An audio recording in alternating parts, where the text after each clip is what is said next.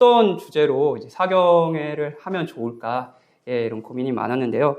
그러다가 성경 인물 중에 저도 개인적으로 굉장히 제 신앙의 여정에서 되게 중요했던 인물이고요. 예, 그리고 여러분들 많이 익히 들었던 이제 아브라함의 삶을 이제 살펴보면서 성도의 삶, 또 성도의 믿음의 여정, 그리고 하나님께서 저와 여러분을 구원하신 이유, 그리고 그 과정에서 정말 어떤 일들이 벌어지는지를 좀 살피면, 이틀 동안 살피면 좋겠다는 생각이 들었습니다.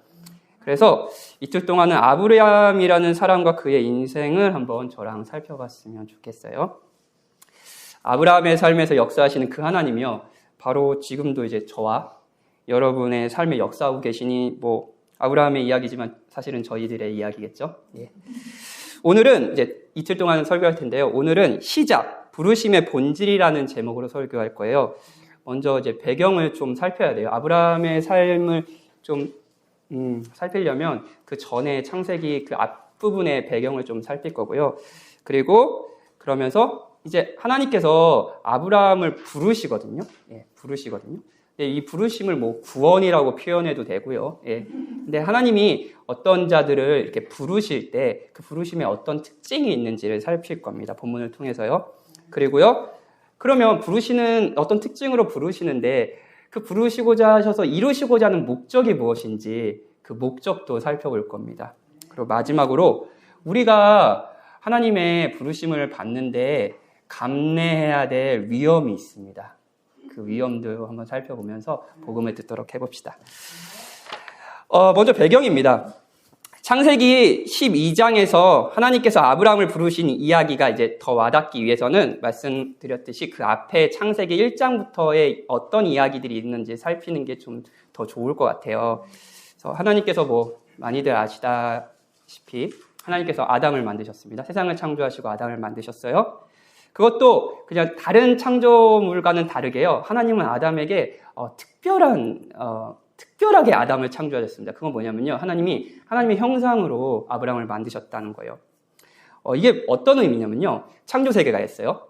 근데 창조세계를요, 하나님을 보여주는 하나님의 성품으로 하나님과 같이 창조세계를 다스리는 존재로 아담을 만드신 거예요. 그러니까 그 창조세계는요, 아담을 보면서 하나님이 이런 분이시구나. 하나님이 아담이 저렇게 사랑하는 것처럼 하나님이 정말로 사랑스러운 분이시고 선하신 분이시구나 라는 걸 아담을 통해서 알 수 있었던 거죠. 이게 하나님의 형상이라는 의미입니다.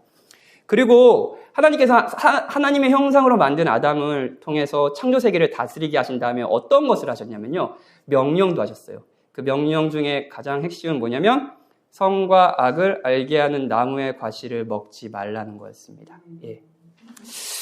이 나무의 이름에서 알 수 있듯이 이 나무는 중요한 목적이 있었어요. 그건 뭐냐면요, 선과 악을 알게 하는 거예요. 선이 뭐죠? 하나님의 명령대로 이 나무의 열매를 먹지 않는 거죠. 악은 뭐죠? 하나님의 명령을 어기고 이 과실을 떠먹는 거죠. 그렇죠? 선과 악을 누가 결정해요? 하나님이 결정하시는 거예요. 맞아요. 선과 악을 구별하게 하는 역할이 선악과의 나무라는 역할이었습니다. 그리고 지금도 우리는 그 역할을 하는 게 있어요. 그게 뭐냐면요, 율법이에요. 그렇죠? 하나님의 율법이 있어요. 대표적으로 십계명이 있어요. 십계명은 무엇이 선이고 무엇이 악이라는 걸 우리에게 알려줍니다. 우리가 정하지 않아요. 나 외에 다른 신을 내게 두지 말라. 1계명이죠. 하나님 외에 다른 신들을, 다른 것들을 하나님처럼 섬기는 것은 악이다라고 하나님이 가르쳐 주셨고요. 다른 모든 것보다 하나님을 너의 주로 섬겨라 라고 하나님이 그것이 선이라고 알려주셨습니다. 마찬가지예요. 아담은요, 하나님의 형상으로 창조세계를 다스릴 수 있었습니다. 근데 선과 악은요, 아담이 결정하는 것이 아니라요, 하나님이 결정하는 것이었습니다. 이 법은요, 실제로 아담에게 실제적인 왕이 누구인지, 아담은 누구의 권위 밑에 있는지를 계속 알게 하는 역할을 했어요. 그래서 동산 중앙에 있었어요. 동산 중앙에 있으면 어느 곳에 가든지 이 나무가 보일 거 아니에요. 아담은 어디를 가든지 그 나무를 보면서 맞아, 하나님이 나의 왕이시지, 맞아, 하나님이 선과 악을 결정하시지 라는 것을 봐야 했습니다. 동상의 모든 열매를 먹을 수 있었어요. 각종 나무의 열매를 먹을 수 있었어요. 하지만 이 열매만큼은 먹지 말아야 되는데 그거는 자기가 정하는 게 아니라 하나님이 정하시는 거예요. 참 권위자가 하나님이신 거예요. 하나님은 창조 세계에 법을 주심으로 이러한 질서를 세워주신 게 보이시나요? 그렇죠? 문제는요. 여기서 문제가 일어나는데요. 문제는 아담이 그 금지하신 열매를 먹은 거예요. 이거 뭐 열매 먹은 게 무슨 그게 그렇게 큰 죄냐라고 생각하시는 분이 계실지 모르겠어요. 근데 이건 아주 큰 죄였습니다. 왜냐하면 선과 악을 하나님이 아니라 내가 결정하다라는 것을 의미했거든요. 하나님 필요 없어. 하나님이 저게 선하다고 말씀하셨어도 저 선을 따라갔다는 내 삶이 행복하지 않을 거야. 그러니 보암직하기도 하기도 먹음직히도 한 전 열매를 내가 먹겠어. 내가 스스로 하나님이 되겠어. 라고 선택한 결과였습니다. 이게 죄의 시작이에요. 이게 죄의 시작입니다. 죄의 본질은요. 하나님을 향한 반감이고요. 하나님을 향한 적이입니다. 하나님이 필요 없다라는 거예요. 하나님이 선하시도 내 삶을 책임져 주시지도 않는다고 생각하는 거예요. 그러니 하나님을 믿었다가 망한다고 생각하는 거예요. 그래서 열매를 먹었죠. 그런데 하나님의 심판이 있었습니다. 하나님은 이렇게 얘기하셨거든요. 선과 악을 알게 하는 나무의 과실을 먹지 말라. 반드시 죽는다고 했거든요. 그리고 아담은 그리고 하와는 심판을 받습니다. 이게 진짜 아이러니한데요. 아담과 하와는 보암직하기도 하고 먹음직히도 한 그 열매를 먹으면 더 행복할 거라고 생각하는 기대로 먹었을 거 아니에요. 그리고 스스로 왕이 되겠다. 하나님이 필요 없다라고 생각했을 거 아니에요. 근데 행복해졌나요? 아니요, 더 비참해졌습니다. 그렇죠? 하나님이 필요 없다고 생각했는데 그 선택이 행복하기는커녕 그 전에 알지 못하던 심판이 그에게 주어졌어요. 그게 뭐냐고요? 죽음이에요, 죽음. 그 전에는 죽음을 몰랐습니다. 근데 그 심판과 함께 하나님과의 영원한 단절인 죽음이 죄와 함께 인류에 찾아왔죠. 그런데 하나님이 심판을 하시면서도 하나님 진짜 자비로우시죠. 하나님 심판하는 그 상황에서도 뱀에게 저주를 하면서 구원을 약속하십니다. 여자의 후손을 통해서 내가 너희를 구원하겠다라는 걸 약속해서 진짜 자비로우시죠. 그러면 그 구원의 약속을 받은 인류가 이후에는 어떻게 했을까요? 인류는 계속 죄를 범합니다. 계속 죄를 져요. 대표적인 게 가인이 동생 아벨을 죽이는 장면도 있고요. 그리고 창조 세계가 이제 정말로 죄로 어떻게 할 수가 없을 정도로 죄로 얼룩진 거예요. 그러니까 하나님께서 홍수로 세상 창조 세계를 심판하는 일이 벌어집니다. 물론 이때에도 노아를 살리심으로 인류를 완전히 멸망시키진 않으세요. 그러면 이제 홍수까지 봤어요. 그럼 인류는 하나님을 이제 경건하게 섬기고 잘 살아야지라고 했을까요? 당연히 아니죠. 11장에 보면 우리가 읽은 본문, 오늘 11장도 조금 자세히 다룰 텐데 11장에 보면 그 유명한 바벨탑 사건이 일어납니다. 홍수에서 살아남은 인류가요, 이번에는 바벨탑을 쌓아요. 그 바벨탑을 쌓고 이렇게 말합니다. 11장 4절이에요. 11장 4절 한번 같이 읽어볼까요? 시작. 또 말하되 성읍과 탑을 건설하여 그 탑 꼭대기를 하늘에 닿게 하여 우리 이름을 내고 온 지면에 흩어짐을 면하자 하였더니, 자, 하늘에 닿게 하여 우리 이름을 내고 온 지면에 흩어짐을 면하자라고 한 거예요.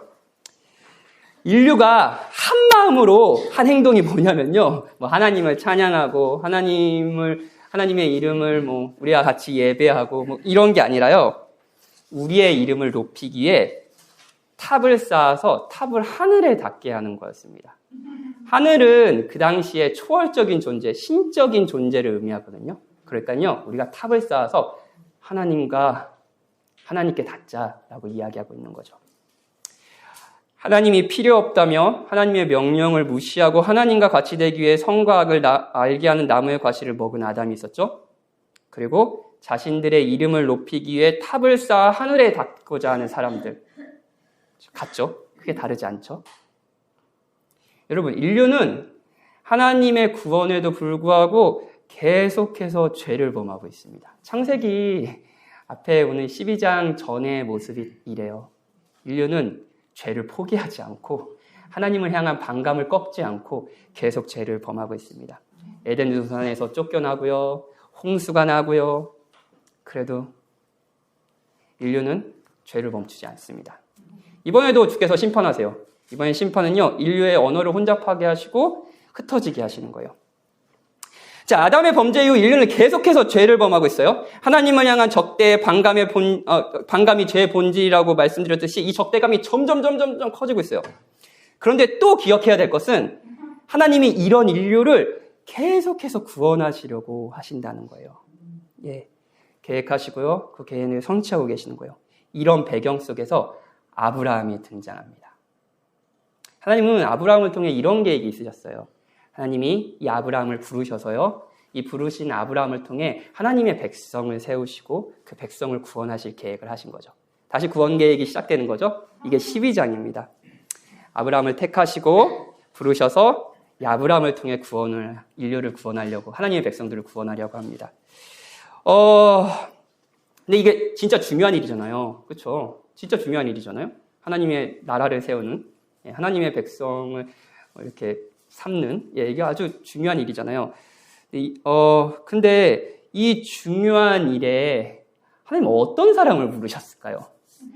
중요한 일인 만큼 진짜 좋은 사람, 진짜 경건하고 진짜 막 본이 되는 사람을 택하셨을 것 같잖아요. 근데 한번 살펴보면 아브라함이 꼭 그런 사람은 아니었어요.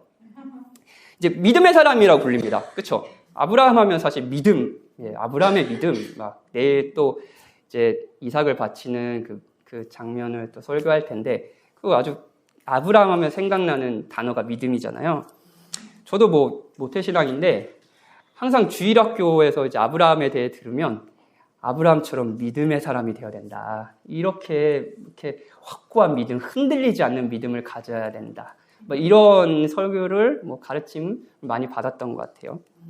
그런데 아브라함의 부르심의 과정, 그리고 그의 일생을 저와 이제 오늘 내일 살필 텐데, 이렇게 살피면 우리가 가지고 있는 훌륭하고 멋진 신자의 모습도 있지만 그렇지 않은 부분도 진짜 많아요. 특히 11장 27절부터 아브라함의 가족을 설명한 바벨탑 사건이 끝나고 27절부터 이제 초점이 아브라함의 가족을 이제 설명하거든요.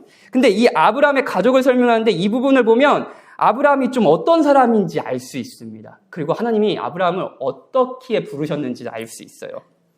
하나님이 부르실 때, 구원하실 때 어떤 사람을 부르시는지 이 본문을 통해서 알 수 있습니다. 27절에 보면 아브라함의 아버지는 데라였어요. 데라라는 인물이 있었어요. 근데 데라에는, 저는 이제 아들이 둘이라고 그랬잖아요. 근데 이제 데라는 아들이 셋이었던 것 같아요.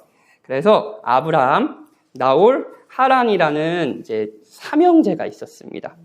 그런데 성경은 28절에서 이 11장 28절에서 이 세 아들 중에 한 명이 죽었다고 아주 의도적으로 이걸 이야기합니다. 그냥 한 명 죽을 수도 있잖아요. 근데 성경은 그냥 기록하는 게 의미가 없는 게 없어요. 아주 의도적으로 이 세 아들 중에 한 명 하란이 죽었다라고 얘기해요. 여기 하란은 이제 조금 이따 도시 이름 하란도 있고, 지금은 이제 인물 이름 하란이에요. 아브라함의 형제요. 하란이 죽었어요. 뭘까요? 처음부터 분위기가 그렇게 가볍지 않잖아요. 행복한 가정 이런 게 아니잖아요. 행복하고 슬픔이 없고 걱정도 없고 이런 가정이 아니에요. 아담이 범죄한 이후 하나님의 심판이 뭐라고 그랬죠? 죽음이라고 했죠? 죽음이 이 가정에 있는 거예요. 저도 아들이 2명 있는데, 아까 말씀드렸다시피 5살 난 아들과 3살 난 아들인데, 자신보다 아들이 먼저 죽는다? 이건 정말 사실 상상할 수 없는, 가장 인류가 겪는 가장 큰 슬픔 가운데 하나겠죠. 그 슬픔이 이 가족 안에 있습니다. 그리고 이 가정 안에 또 하나의 당시로서는 진짜 큰 슬픔이 하나 있는데 30절이에요. 30절. 제가 읽을게요. 사레는 임신하지 못함으로 자식이 없었더라. 사레는 아브라함의 아내예요. 근데 임신하지 못해서 자식이 없었던 거예요. 지금도 이제 현대 시대에도 이제 아이가 없는 경우에 고통스러울 수 있지만, 고대 근동 사회에서는 진짜 이게 뭐랄까요?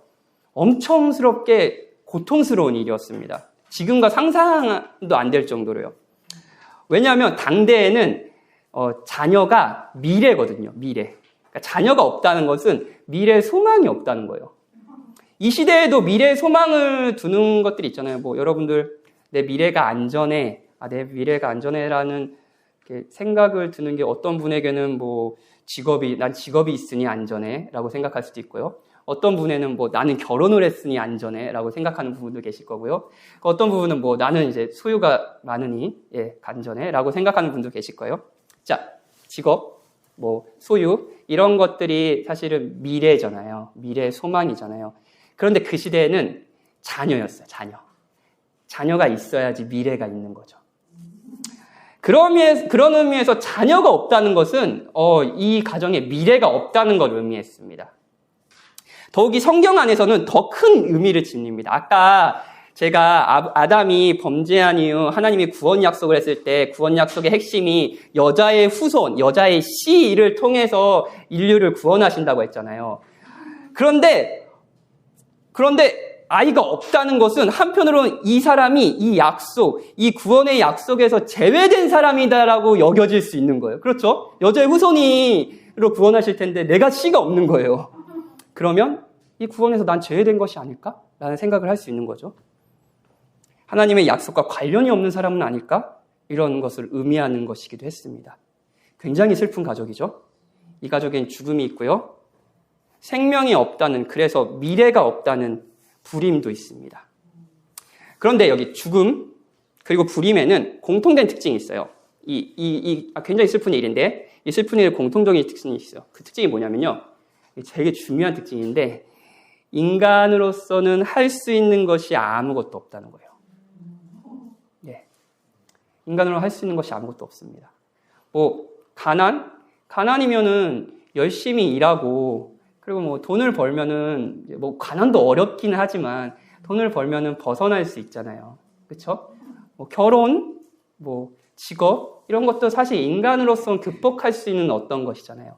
근데요, 죽음 그리고 뭐 아이가 없다는 거 우리가 할 수 있는 일들이 있나요? 인간으로서요? 생명을 주시는 하나님이 그 생명을 가져가신다면 우리로서는 할 수 있는 게 없죠. 그리고 생명을 주시는 주님이 생명을 그 가정에 주시지 않는다면 우리로서는 할 수 있는 게 없습니다. 이 두 가지의 슬픔의 공통된 특징은 인간으로서는 할 수 있는 것이 아무것도 없다는 거예요. 사랑하는 주와 말씀의 교회 성도 여러분, 죄와 죄에 대한 회복, 구원에 있어서 중요한 개념인데요. 인간은 할 수 있는 것이 없습니다.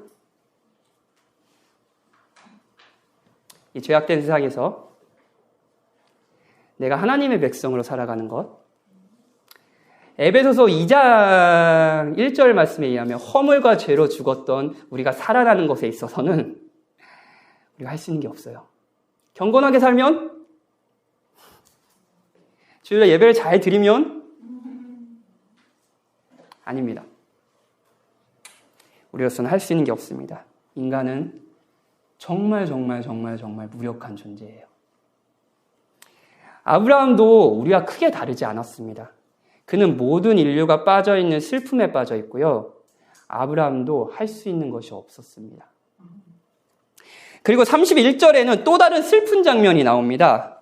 이게 좀 설명이 필요한, 아까 지도 말씀하셨는데 그 지도를 보면서 설명이 필요한 내용인데, 아브라함의 아버지가 데라였잖아요. 근데 데라가 아브람과 죽은 하란의 아들, 하란이라는 아들이 죽었잖아요. 근데 그 아들 조카가 있어요. 롯.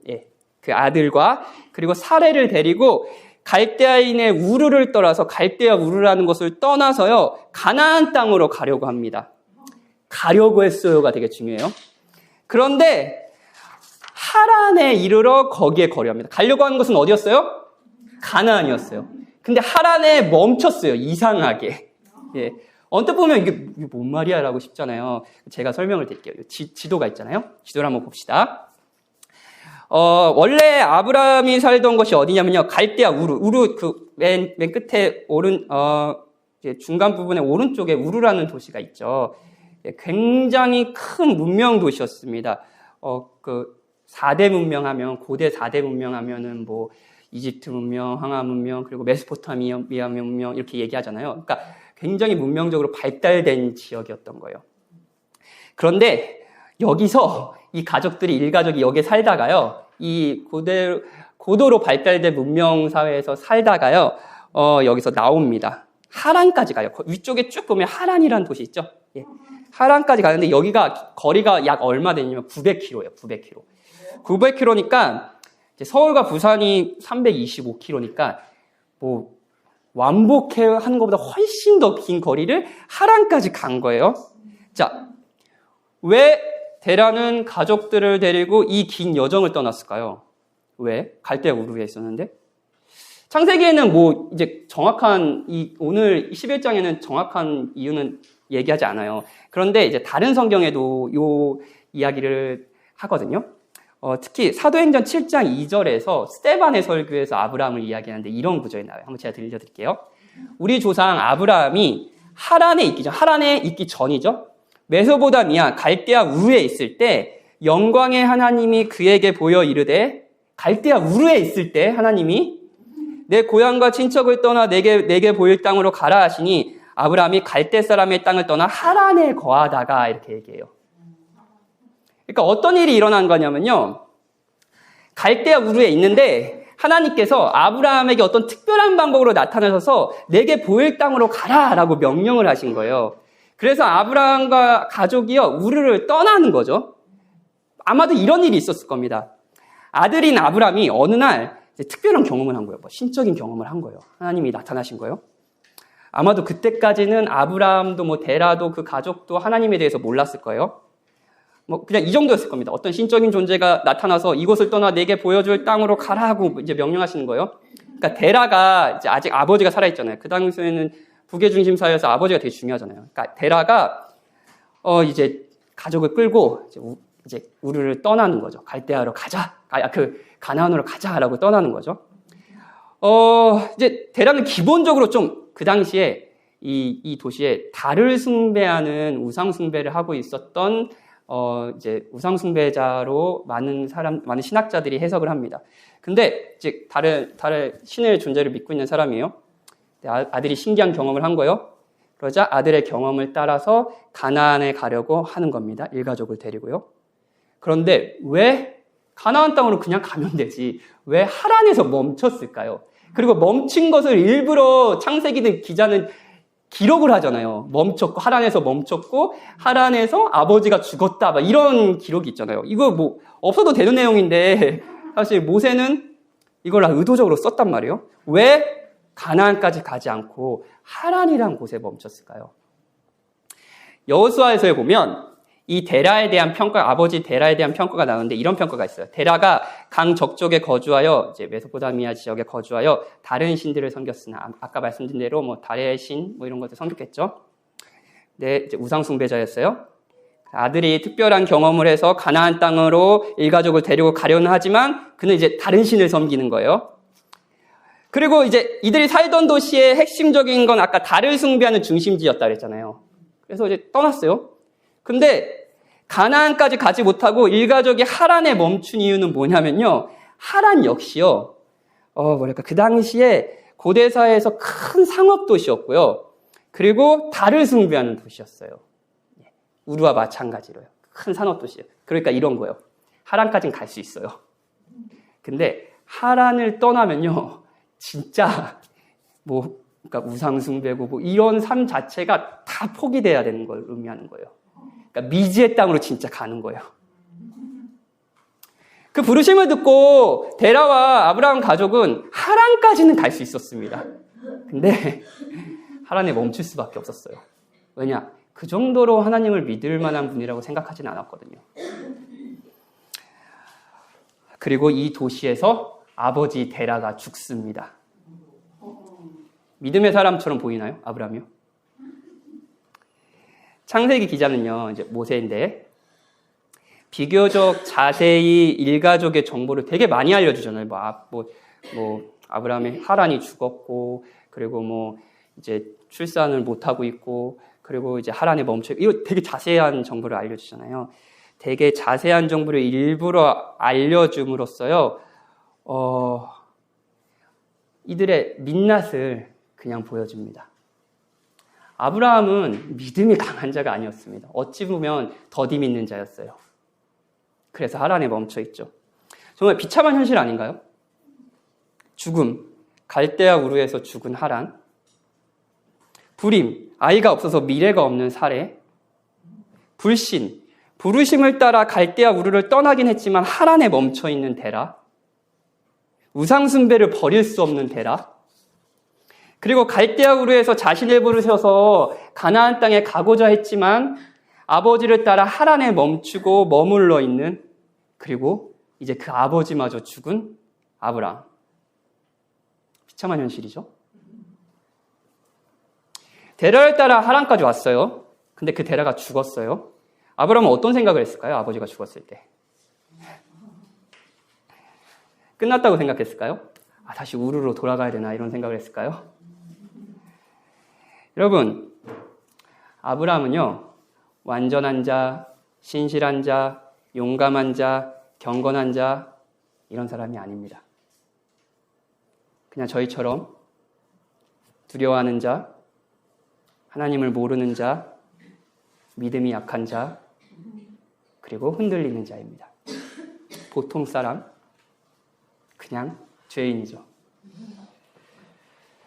그리고 하나님께서는 데라가 죽은 이후에 다시 아까 갈대아 우르에서 그 하란까지 가는 것 하나님이 아브라함에게 나타나셔서 부르셨다고 그랬잖아요. 근데 그 부르심을 재차 다시 하란에서 하십니다. 그게 12장 오늘 우리가 읽은 본문이에요. 하란에 멈춰있는 아브라함을요, 다시 하나님께서 부르십니다. 여호와께서 아브라함에게 이르시되, 아까 했던 말이에요. 너는 너의 고향과 친척과 아버지 집을 떠나 내가 내게 보여줄 땅으로 가라. 아브라함아, 너는 믿음이 흔들리고 있지? 근데 나를 믿어야 돼. 내가 너의 인생을 책임질 거고 내가 너의 앞날을 인도할 너의 주야. 아버지도 아니고 우상 숭배도 아니고 이 도시의 풍요로움도 아니야. 내가 너의 미래고 내가 너에게 약속을 할 거야. 그러니 내가 지시할 땅으로 가라. 라고 다시 재차 이야기하는 거죠. 자, 여기에서 하나님께서 어떤 사람을 부르실 때, 이거는 좀 편하게 이야기하면 구원하실 때라고 들으셔도 좋을 것 같아요. 구원하실 때 아주 중요한 특징이 있습니다. 이거 정말 잊지 않으셨으면 좋겠어요. 중요한 특징이 뭐냐면요. 그 특징이요, 은혜롭다는 겁니다. 은혜롭다는 거예요. 여러분, 은혜를 아십니까? 은혜. 저도 모태신앙이라 은혜라는 단어를 입에 달고 사는데요. 어렸을 때부터. 설교가 좀 좋으면, 은혜 받았다. 이런 얘기도 하고, 이번 한 주 어떻게 보냈어요? 은혜로운 한 주를 보냈습니다. 이런 대화가 되게 신자로서는 익숙하잖아요. 근데 여러분, 진짜 은혜를 아십니까? 은혜? 은혜는 이런 의미가 있습니다. 어떤 의미냐면요. 자격 없는 자에게 대가 없이 베푸시는 하나님의 호의예요. 우리는 자격이 없어요. 아브라함 같이요. 근데 그런 우리에게 하나님이 호의를 베푸시는 거예요. 이게 은혜예요. 중요한 건 자격이 없다는 겁니다. 아브라함은 자격이 있어서 부르심을 받은 것이 아닙니다. 아브라함은 아버지와 같이 우상숭배자였습니다. 그렇다면 믿음은 확실했느냐? 그것도 아닙니다. 그는 주저하고 있어요. 하란까지는 갔죠. 근데 하나님의 약속을 믿고 가나안까지는 가지 못하겠는 거예요. 주저앉아 있고 절반만 순종합니다. 우르를 떠나긴 했지만 하란에 머물러 있어요. 친척과 아버지 집을 떠나라고 명령하시잖아요. 근데 다 떠나기에는 이게 좀 불안한 거예요. 그래서 조카 롯, 친척이잖아요. 조카 롯을 데리고 갑니다. 여전히 두려운 거예요. 하나님께서 자신을 모르고 그래서 주저하고 불신하는 아브라함을 부르셨습니다. 이걸 한번 저도 이제 교회를 섬기다 보면 뭐랄까요, 리더를 좀 선정해야 되는 경우가 있어요. 소그룹 나눔의 리더들을 선정하고 이렇게 다 안 하려고 해서 되게 큰 문제인데 목사님 잘 순종하셔서 리더 잘 해주세요. 근데 여러분이 그럴 리는 없겠지만 이제 목사가 됐다고 한번 생각을 해보세요. 그러면 이제 영혼들을 섬길 리더를 뽑는 거예요. 그럼 여러분 어떤 사람 뽑겠어요? 저 사람이 주일 출석은 잘하나, 그리고 말씀은 잘 듣나, 목사님 싫어하지 않나, 그리고 뒤에서 교회 욕하고 있지 않나, 이런 거 이렇게 분별해서 최고로 좋은 사람 리더로 뽑을 거 아니에요. 그렇죠? 그렇지 않겠어요? 만약 여러분이 사장님이라면 사장님이어서 예를 들어 여러분의 회사에 디자이너가 필요해요. 그러면은 어떤 사람 뽑겠어요? 디자인을 잘하고 거기서 탁월한 능력 있는 사람을 뽑지 않겠습니까? 근데 하나님의 부르심은 정말 다릅니다. 하나님의 부르심은 달라요. 하나님의 부르심은요, 은혜롭습니다. 우리는 자격이 있어서, 믿음이 좋아서, 경건해서 부르심을 받고 구원을 받은 것이 아닙니다, 여러분. 행복해서, 평안해서 부르심을 받은 것도 아닙니다. 우리 또한 아브라함처럼 하나님을 거부하는 반감, 흔들리는 믿음을 가진 자들이 아닌가요? 저는 오늘 처음 뵀지만 확신할 수 있습니다. 여러분들도 저와 같이 흔들리고 계시겠죠. 그리고 우리 역시 아브라함처럼 형제가 죽고 아버지가 죽고 아내가 아이를 낳지 못하는 현실에 살고 있는 자들 아닌가요? 그런 우리를 하나님께서 부르셨어요. 구원하셨어요. 저희는 아브라함처럼 조건 없는 사랑으로 하나님의 부르심을 받은 사람입니다. 고린도전서 1장 26절에서 29절에 이런 말씀이 있어요. 형제들아, 너희를 부르심을 보라.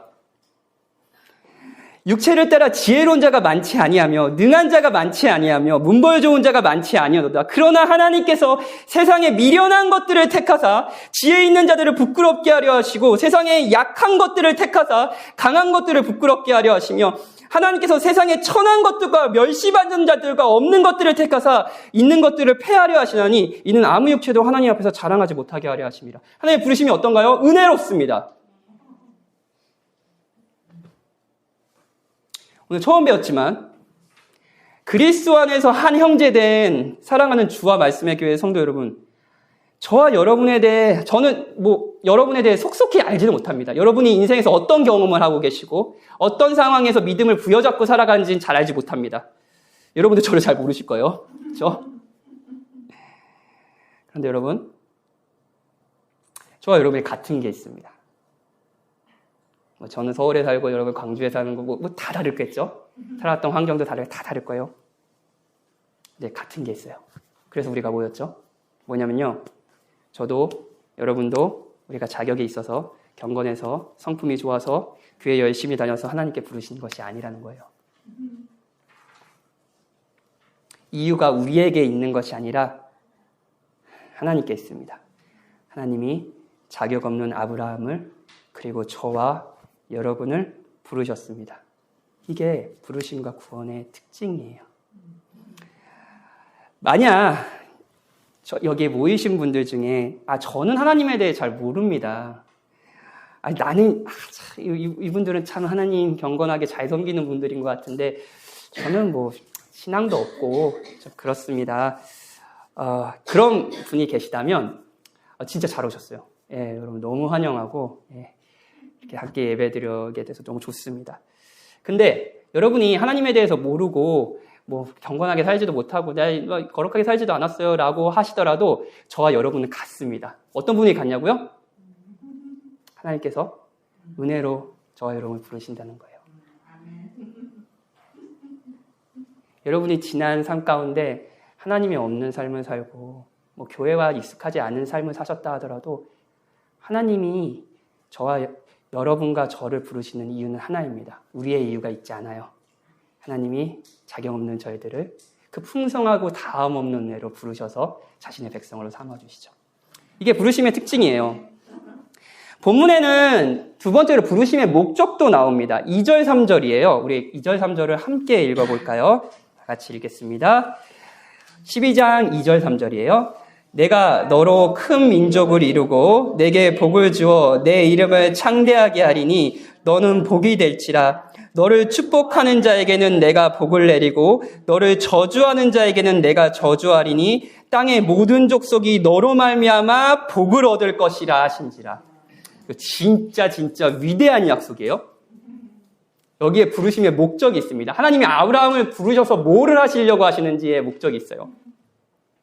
하나님이요, 아브라함을 부르시고요, 가나안 땅에 가라고 하시고요, 약속을 주십니다. 민족도 주신다고 하시고요, 13장에 보면은 땅도 약속하십니다. 보이는 땅을 너에게 다 주겠다라고 약속하세요. 진짜 민족, 땅 너무 좋잖아요.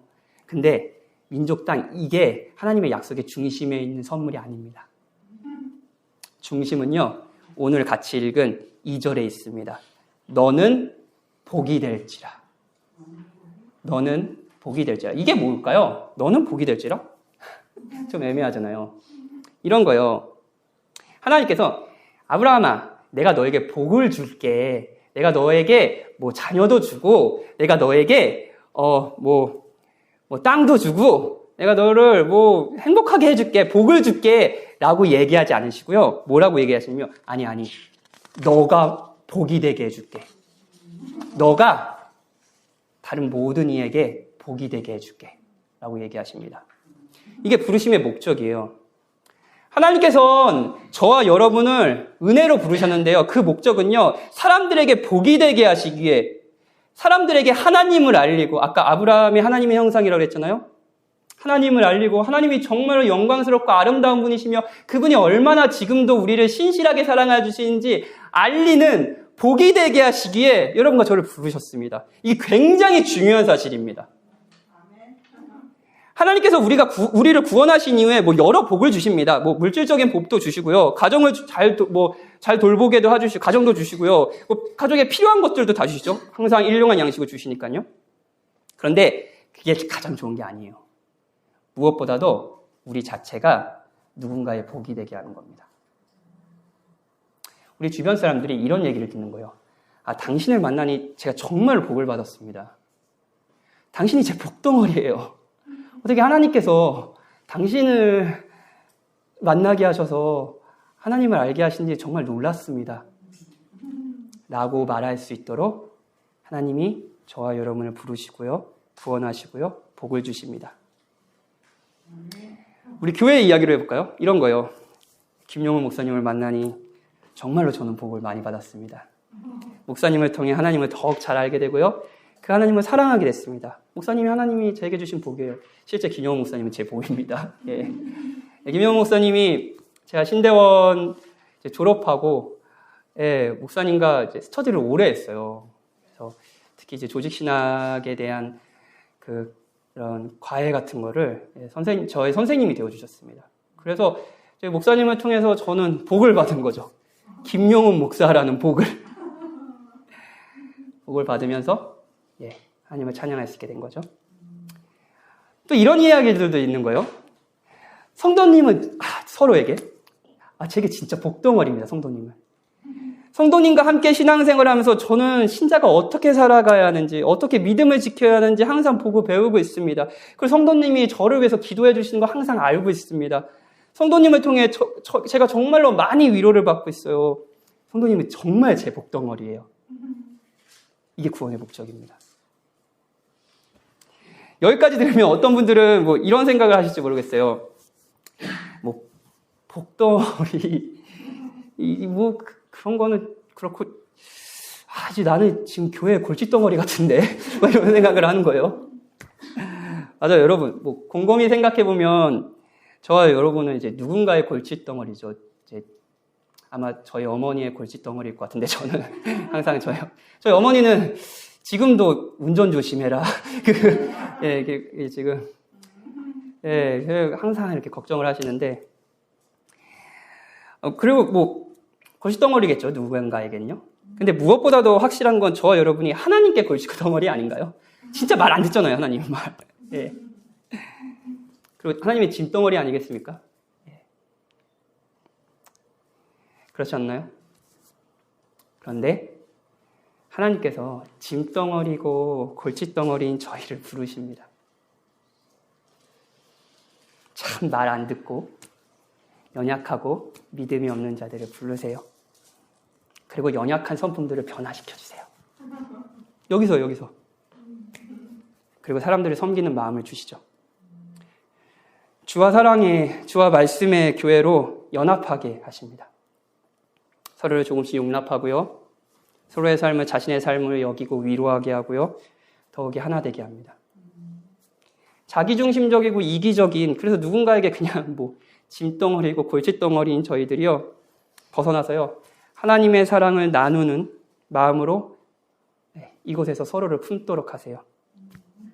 그렇게 우리를 변화시켜 가십니다. 이 결과 우리는 아브라함과 같이 정말 약속대로 복이 되는 거예요. 이게 부르심의 목적입니다. 바벨탑을 아까 11장에서 얘기했잖아요. 바벨탑을 쌓으면서 사람들은 하나 되었다 그랬죠. 한 목소리로 뭐라 그랬어요? 죄로 하나 되었다 그랬죠. 이 탑을 쌓아서 내가 하늘에다 자신들의 이름을 내고 하나님과 비견되는 이름을 비견되는 존재가 되겠다라고 해서 바벨탑을 쌓잖아요. 그리고 모두 심판을 받잖아요. 하나 되어서 죄를 짓잖아요.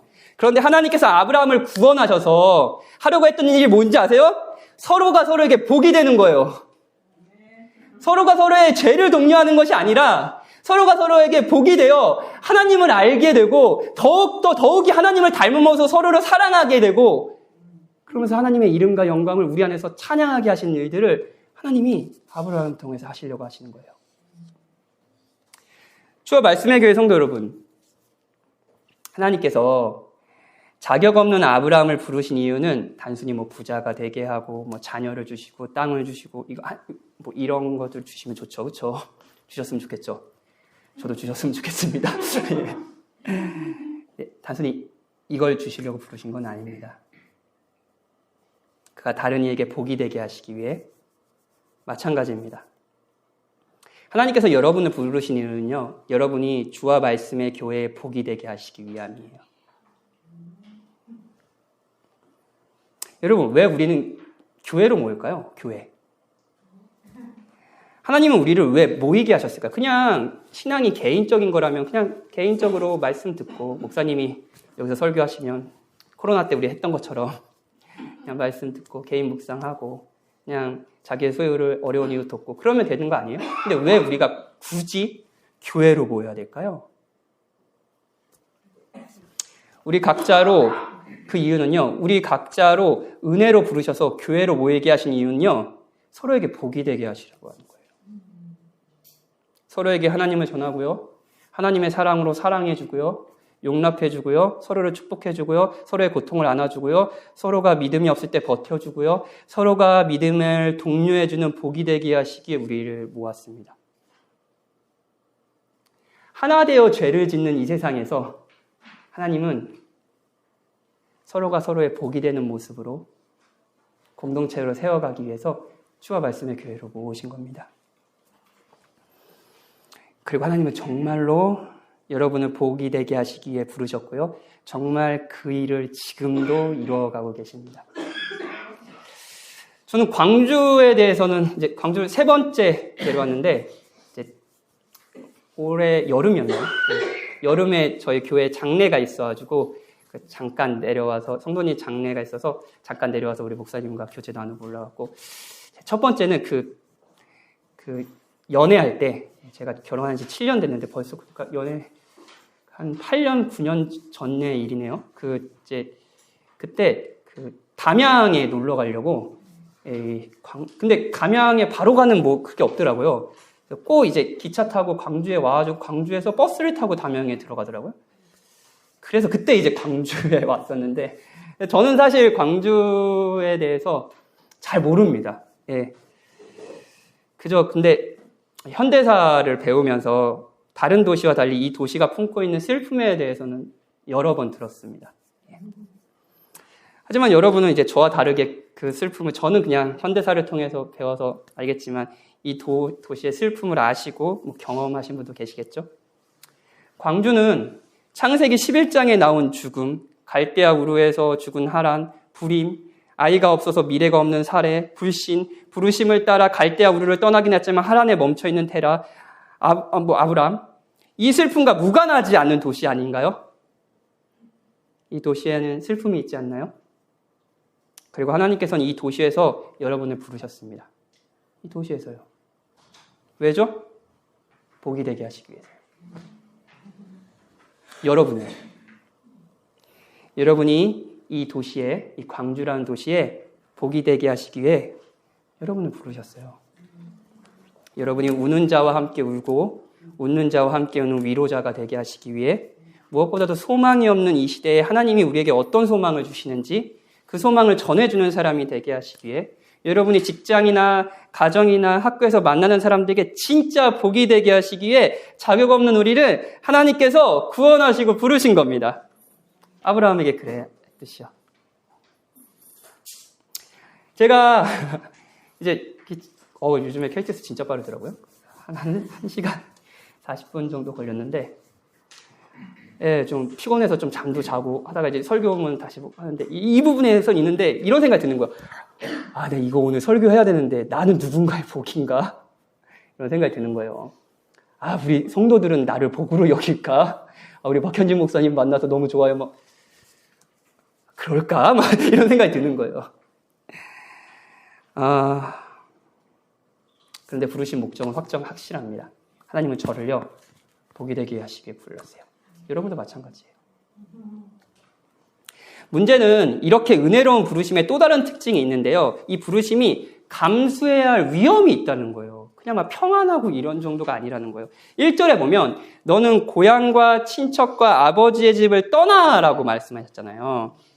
고향, 친척, 아버지 이 관계가 조금 더 가까운 진짜 중요한 관계로 이렇게 점점 심화되고 있죠. 고향, 친척, 아버지는 제일 중요하잖아요. 그러니까 점점 먼 관계에서부터 가까운 관계까지 이게 세 가지를 다 얘기하면서 이게 히브리어 용법인데 삶 모든 전체를 의미한 것을 의미합니다. 그러니까 이 삶 전체, 너가 그전까지 너의 안전으로 삼았던 그 모든 것을요, 떠나라는 거예요. 하나님은 아브라함에게 지난 삶과의 완전한 결별을 명령하십니다. 그러니까 이렇게 말씀하시는 거예요. 내가 안전하다고 믿고 있는 그것을 붙잡지 말고 나를 붙잡아 진정으로 너의 안전으로 여겨라. 너가 안전으로 삼는 것, 이것이 어떠면 나와 내 삶이 흔들려서 너무 불안하다고 하는 그걸 말고 나를 너의 주로 섬겨라. 라고 말씀하시는 거예요. 여러분, 하나님이 우리를 부르실 때, 우리를 구원하실 때 중요한 특성은요, 우리가 진짜 새로운 삶을 시작하게 된다는 겁니다. 그리고 이건 다른 말로 하면 지난 삶을 떠난다라는 걸 의미해요. 하나님을 알지 못하던 삶, 은혜를 모르던 삶을 떠난다는 걸 의미해요. 신앙은요, 반드시 떠나는 것을 포함합니다. 지난 삶을 버리는 거예요. 허물과 죄로 죽었던 우리가 하나님이 우리를 살리셨는데 허물과 죄로 죽었던 지난 삶을 그대로 살 리가 있나요? 생명이 있는 삶을 살아가겠죠? 신앙이 된다는 건 지난 삶을 떠나는 거예요. 그리고 이건 진짜 위험한 일입니다. 그 당시에 지금 이제 사실 우리 김영훈 목사님께서 서울에 거주하시다 이 광주로 이사를 왔는데 이것도 사실 쉬운 일은 아니잖아요. 근데 그 당시에는 이사라는 게 진짜 어려운 일이었습니다. 그러니까 그냥 우르에서 태어났으면 평생 우르에 사는 거예요. 이사하고 이런 거 없습니다. 근데 한 도시에서 태어나 다른 도시로 간다라는 건 뭐냐면요. 거기에서 마련한 생활 터전, 관계, 재산 이 모든 것을 다 포기한다는 의미예요. 정말 이제 아브라함에게는요. 하나님밖에 없어요. 이건 정말 위험한 거 아닌가요? 아브라함은 아마 세상의 평판과도 작별해야 됐을 겁니다. 상상해 볼게요. 아브라함이 우르에 사는데 하나님이 나타나셔서 갈대아를 떠나서 가나안으로 가라 그랬어 라고 하면 사람들이 뭐라고 했을까요? 진짜 좋은 결정이다. 내가 응원한다. 막 이렇게 했을까요? 야, 뭐라고, 야, 살기 좋은 우르 땅 떠나 가나안에 뭐 있는 줄 알아? 거기는 비 안 내리면 농사도 못 쳐. 너 거기서 굶어 죽어. 이거 바보 아니야? 라지 않았을까요? 그리스도인이 된다고? 야, 시대가 어느 때인데 그리스도인으로 살아가니? 그리스도인이 된다는 건 세상의 평판을 잃는 것을 의미합니다. 아브라함은 믿음의 반응을 했고요. 그는 정말 큰 위험을 감내해야 했습니다. 저는 여러분이 이 교회로 부르심을 받고 하나로 세워져 가는 과정에 있었던 일들을 다 알지는 못해요. 기쁨도 있으셨을 테지만 고통도 있으셨을 거예요. 그리고 서로를 위해 감내해야 될 것들도 있었겠죠. 주님의 부르심은 한편으로 안전해 보이지 않습니다. 아브라함이 자신의 땅, 소유, 관계마저 내어놓은 위험한 선택을 했어야 했던 것 같이 여러분도 신자로 감내하고 있는 것이 있을 겁니다. 신자이기에. 어떤 분은 그전에 안전이라고 생각했던 여러 것을 내려놓고 하나님을 찾으며 하나님을 주로 섬기는 신앙적인 경험도 하셨을 거예요. 이 과정 속에서요. 우리는 은혜로운 부르심을 받았지만, 그리고 누군가의 복이 되게 하시기 위해 부르심을 받았지만 그게 마냥 행복한 건 아닙니다. 감수해야 될 슬픔, 고통, 어려움이 있죠. 아브라함도 그랬고요. 저도 그렇고요. 여러분도 그럴 겁니다. 여러분, 이상한 게 아닙니다. C.S. 루이스라는 신학자가 이 어려움을요, 신자의 삶의 어려움을요, 하나님께서 집을 짓는 과정에 비유하면서 순전한 기독교라는 책에서 이런 이야기를 했는데 한번 들어보세요. 여러분, 자신이 살아있는 집이라고 여러분 살아있는 집이에요? 상상해 보시죠. 하나님이 오셔서 그 집을 다시 지으려고 하십니다.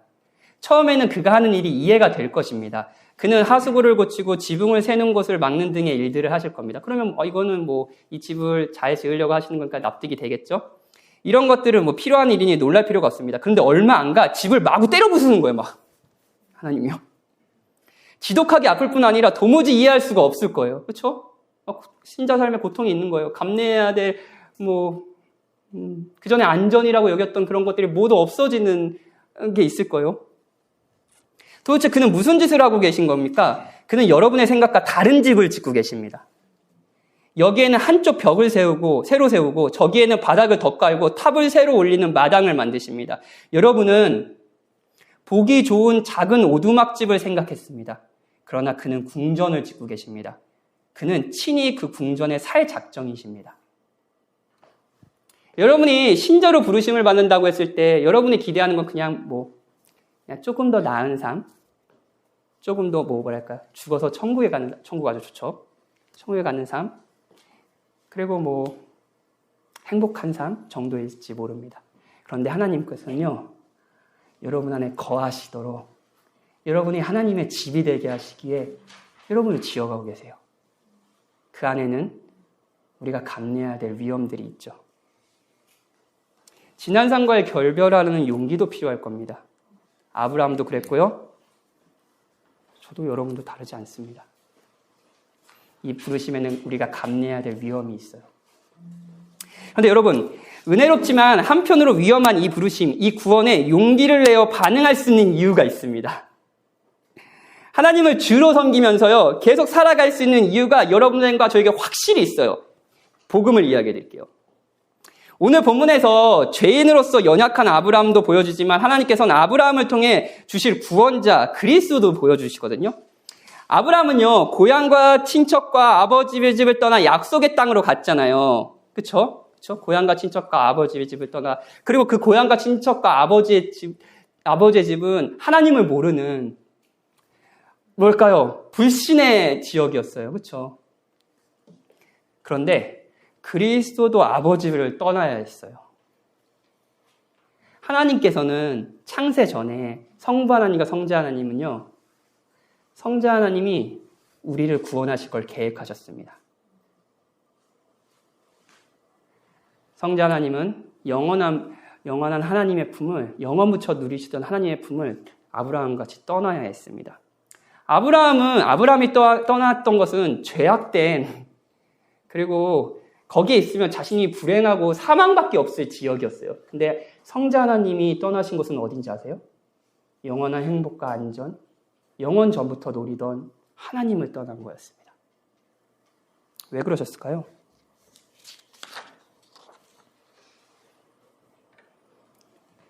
아버지의 품을 떠나 우리와 같은 인간으로 그분은 오셨어요.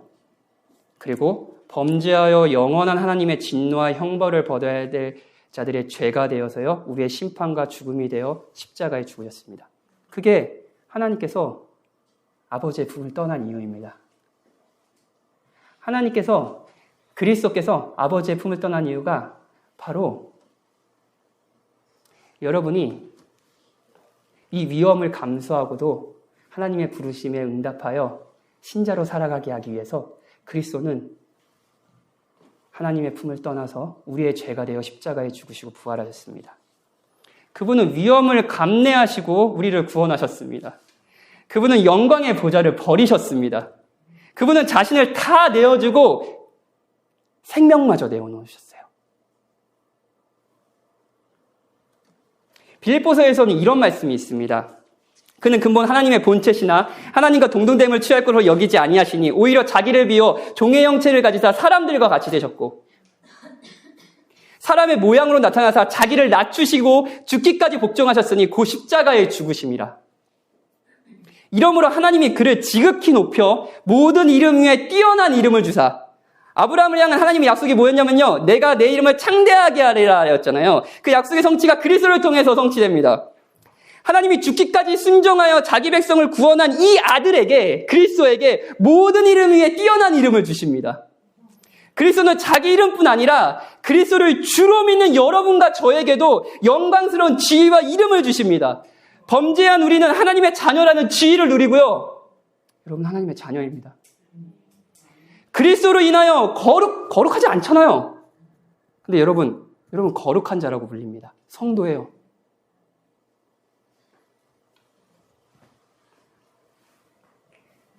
그리스도가 하신 일로 우리는 이 엄청난 지위를 얻었습니다.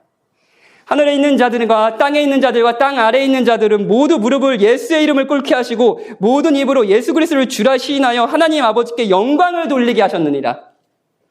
너를 축복하는 자에겐 내가 복을 내리고 너를 저주하는 자에겐 내가 저주하리니 땅의 모든 족속이 너로 말미암아 복을 얻을 것이라, 이런 얘기했잖아요. 이런 약속이었잖아요. 이 약속도 그리스도를 통해 성취됩니다. 그리스도를 아는 우리는요, 그분을 주로 시인하여 하나님께 영광을 돌립니다. 그리스도를 알기 전 하나님이 어떤 분이신지, 행복은 무엇인지 도무지 모르던 사람들, 이제 그리스도를 자신의 구주로 모시면서요, 하나님께 영광을 돌리는 삶을 시작하는 거예요. 그리스도는 정말 우리의 복이 되셨습니다. 너는 복이 될지라.